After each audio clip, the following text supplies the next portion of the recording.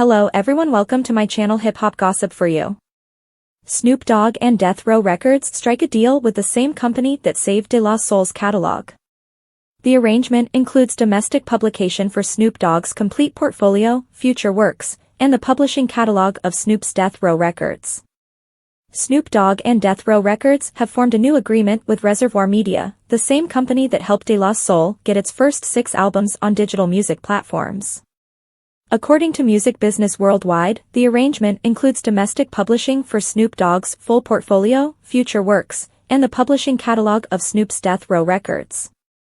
Other hits include Tupac's Hail Mary, I Ain't Mad at Shaw, and Picture Me Rollin', as well as albums such as Dr. Dre's The Chronic and Snoop Dogg's Doggy Style. Reservoir hailed the announcement on Instagram. The caption said, "It's the DOGG, we welcome the renowned at Snoop Dogg and the at Death Row Records catalog to the Reservoir family." Masio of De La Soul was among the commentators, and he supported the decision with a couple fire emojis. Legendary artists only need one name, Reservoir's EVP, Global Creative Director Donna Cassian explained. Snoop is in that echelon. His expertise spans music, branding, television, and film. He has been a key figure in hip-hop music and popular culture for the past 3 decades. He contributed to Death Row Records' place in music history. It is an honor to support Snoop's vision and collaborate with the Death Row family, including Jaslyn Levy, Sabria Dublin, Sarah Ramaker, and the entire staff. Reservoir Media purchased the Tommy Boy catalog in June 2021, which included De La Soul's first 6 albums. 1989's 3 Feet High and Rising, 1991's De La Soul is Dead, 1993's Balloon Mind State, and 1990's AXS Stakes is High.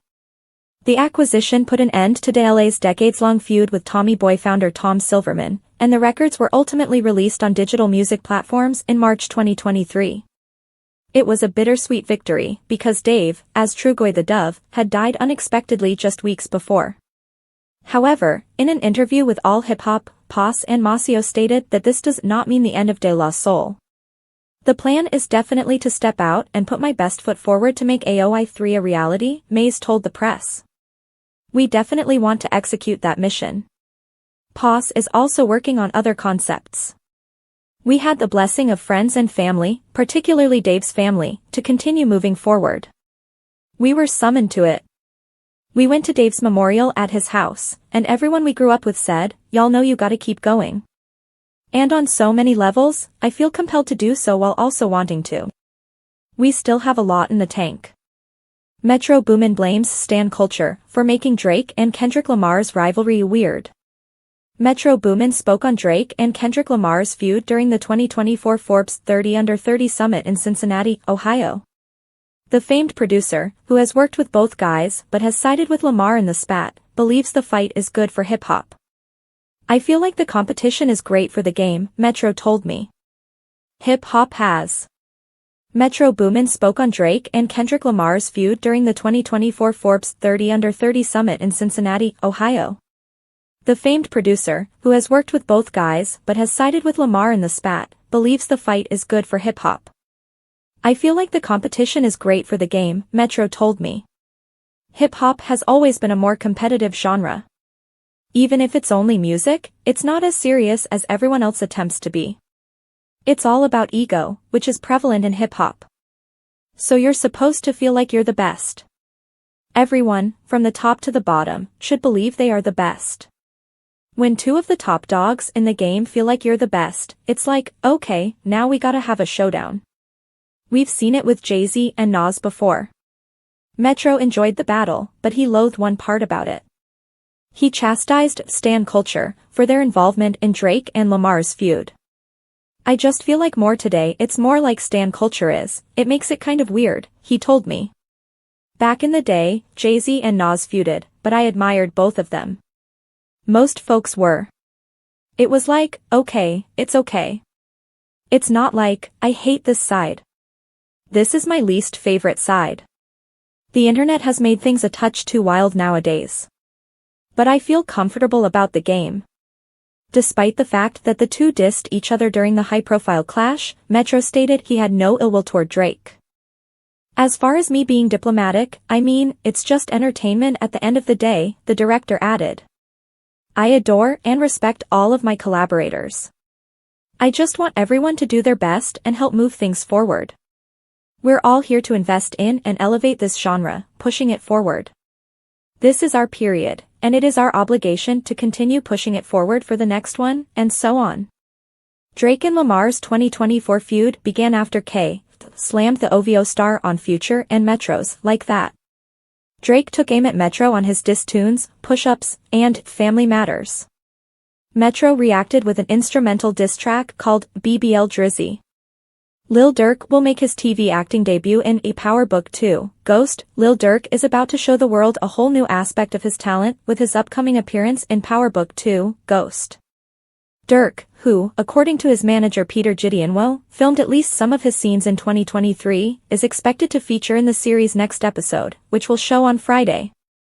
Cast member Johnny Paolo, who plays Brayden, confirmed the rapper's attendance on the show via Instagram. "We kept it a secret for a year and a half and they want to leak it 2 days before the MF episode," he posted on Twitter. Big Brothers make their TV debut. Can't wait for you to see. Check out the post below. In other excellent news, Durk claims that his criminal record has been cleared. The Chicago rapper, who has a strong rap resume, made the announcement on X over the weekend and was naturally overjoyed with the news. Everyone should have second opportunities in life. It depends on what you do with it. Alhamdulillah. My backdrop is completely wiped clean. I'm not a felon anymore, he wrote. Who would have thought? I'd like to thank everyone who helped move my vision ahead. Thank you from the bottom of my heart, #FeeVoice. Lil Durk's since expunged legal issues extend back to 2011, when he was jailed on a weapons charge and sentenced to 3 months in prison. 2 years later, the All My Life hitmaker was detained again and charged with felony unauthorized use of a weapon. He received 18 months probation after pleading guilty. Chris Brown and Lil Durk sued for allegedly stealing song from producer.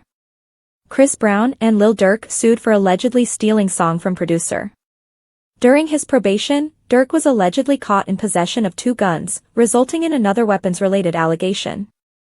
The lawsuit was later dismissed after a court determined that the rapper was not in possession and control of the guns and thus did not break his probation. Durk's legal troubles worsened in 2019 when he and late collaborator King Von were charged with attempted murder, among other offenses, following a non-lethal gunshot in Atlanta. The OTF duo would eventually be cleared when the charges were dismissed in 2022. District Attorney Fonnie T. Willis stated in a dismissal of charges motion issued by Georgia's Superior Court of Fulton County, "The facts of this case have been reviewed, and, although it appears that probable cause existed for the defendant's arrest, the district attorney's decision at this time is not to prosecute."